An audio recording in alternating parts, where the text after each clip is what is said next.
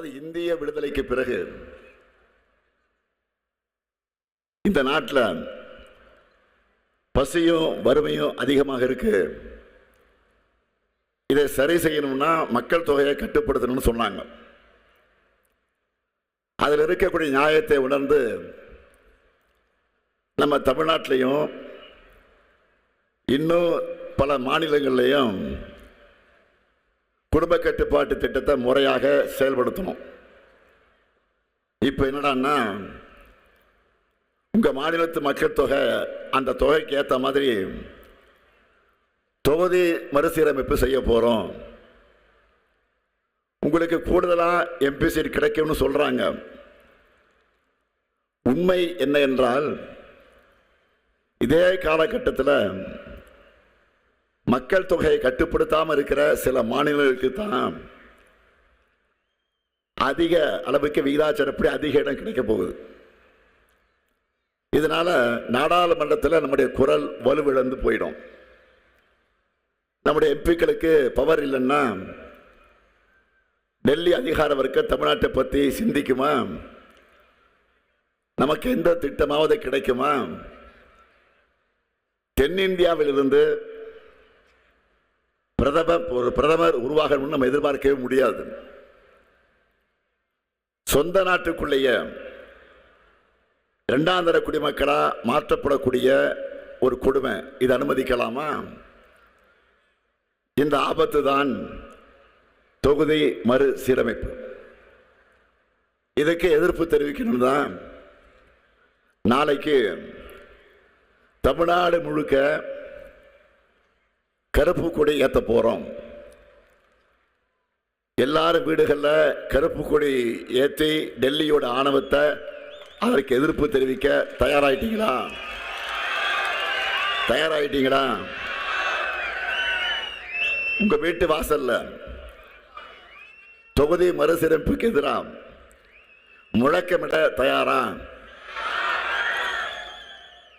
தமிழ்நாட்டில் நாம் இந்த போராட்டத்தை நடத்தும் போது, நாளைக்கு போராட்டத்தை நடத்தும் போது டெல்லியில் நம்ம எம்பிக்கள் நாடாளுமன்றத்தில் போராடிக்கிட்டு இருப்பாங்க. தேர்தல் வேலை நடந்துக்கிட்டு இருக்கு. எல்லா எம்பிக்களும் தொகுதியில் அங்கே இருக்காங்க. எல்லாரும் போயிட்டாங்க. மணி மட்டும் தான் இருக்காரு. அவர் நாளைக்கு காலைல போயிட போறாரு.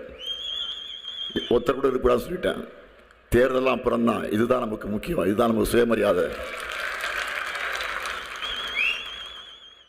நாளைக்கு நம்ம குரல் எழுப்ப தவறிட்டா நம்முடைய குரலுக்கு எப்பவுமே மதிப்பு இருக்காது. இந்த போராட்டத்தில் வெல்லும் வர நம்முடைய உரிமை குரல் அடங்கக்கூடாது.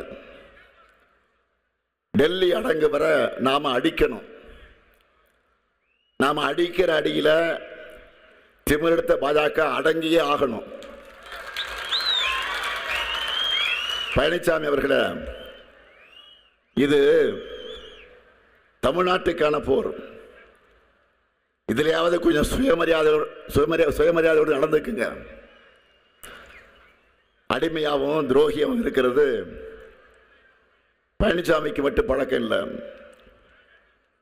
அவர் கூட வர்றவங்க அவங்க லட்சணத்தையும் பாருங்க. துரோகிகளோட மொத்த கூடாரமா உருவாகி இருப்பது என்டிஏ. ஒவ்வொருத்தரோட லட்சணத்தை புட்டு புட்டு வைக்கட்டுமா?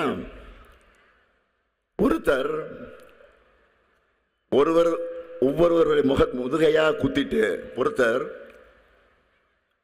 ஒவ்வொருடைய முதுகையா குத்திட்டு இப்போ தமிழ்நாட்டோட முதுகலை குத்த தன்னுடைய முதுக பாஜகவுக்கு வாடகை விட்டிருக்கிறார் பழனிசாமி. இன்னொருத்தர் உங்களுக்கு வேற நல்லா தெரியும், சமூக நீதி போராளி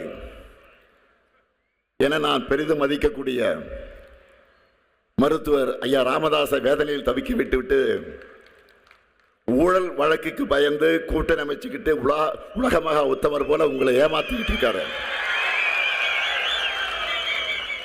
அவரை பற்றி ஒரு வார்த்தை கூட நான் பேச விரும்பல. அவரை பற்றி ஒரு வார்த்தை கூட நான் பேச விரும்பல. அவரை பற்றி பேசினால் என்னுடைய தகுதி குறைஞ்சிடும். ஏன்னா மருத்துவர் ஐயாவே இவரை பத்தி என்ன பேசுறாரு? நல்லா கவனிங்க. மருத்துவர் ஐயாவே இவரை பத்தி என்ன பேசுறாரு? ஆ சி இங்கு க இம்முன்னு சொல்லி இருக்கிறார். புரிஞ்சுச்சா? இன்னொரு சொல்லட்டுமா? ஏன்னா அதை சொல்றது கூட எனக்கு வெக்கமா இருக்கு, கேவலமா நினைக்கிறது. ஆ சி இங் க எம் சொல்லி இருக்கிறார். சமூக நீதிக்காக இந்த மண்ணில் நடந்த மிக முக்கியமான போராட்டம் 1987 போராட்டம். ஐயா ராமதாஸ் அவர்கள் தலைமையில் நடந்த போராட்டம்.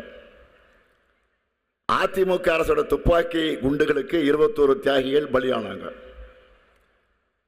ஆனா 1989 நம்முடைய திமுக ஆட்சிக்கு வந்த உடனே, தலைவர் கலைஞர் முதலமைச்சராக ஆன உடனே, சேலத்து சிங்கம் வீரபாண்டியார் அவர்கள் மூலமா ஐயா ராமதாஸ் அவர்களை தன்னுடைய வீட்டுக்கு அழைச்சி விவாதிச்சு ஆட்சி பொறுப்புக்கு வந்த 45வது நாளிலே மிகவும் பிற்படுத்தப்பட்டவருக்கான 20 விழுக்காடு ஒதுக்கீட்டை உருவாக்கி கொடுத்த வரலாற்று சிறப்புமிக்க முடிவை அமைச்சரவை கூட்டத்தில் எடுத்தார் நம்ம கலைஞர், நம்ம தலைவர்.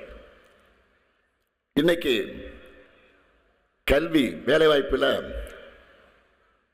மிகவும் பிற்படுத்தப்பட்ட சமூகத்து பிள்ளைகள் படித்து வேலைக்கு போய் முன்னேற கலைஞர் கொடுத்த இடஒதுக்கீடு தான் மிக முக்கிய காரணமாக அமைந்துள்ளது. அந்த போராட்டத்தில் உயிரிழந்த 21 சமூக நீதி போராளிகளுக்கு மணிமண்டபம் கட்டியிருப்பது யார் தெரியுமா? இந்த ஸ்டாலின் தான். இப்போ சமீபத்தில். ஆனா சமூக நீதிக்கான போராடின மக்கள் மீது துப்பாக்கி சூட்டை நடத்தினது அதிமுக. எந்த அதிமுக?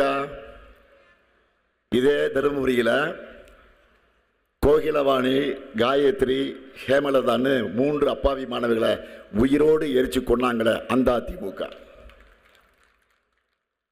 3 மாணவிகளை எரிச்ச அதிமுக. அந்த அதிமுக குற்றவாளிகளை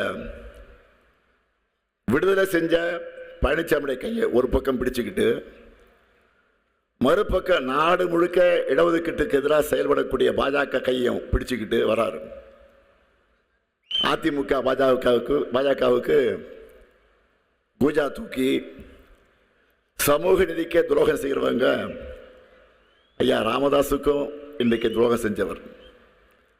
அதனால்தான் என்டிஏ கூட்டணியே துரோக கூட்டணின்னு தர்மபுரியும் சொல்லுது, ஒட்டுமொத்த தமிழ்நாடும் சொல்லுது.